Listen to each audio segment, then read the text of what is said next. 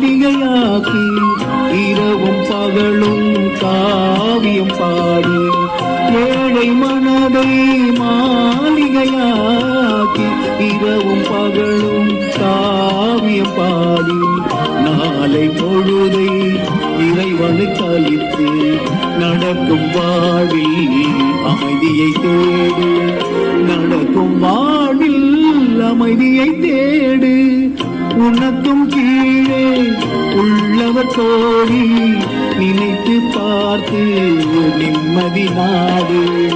மயக்கமா கலக்கமா மனதிலே குழப்பமா வாழ்க்கையில் நடுக்கமா. மயக்கமா கலக்கமா மனதிலே குழப்பமா வாழ்க்கையில்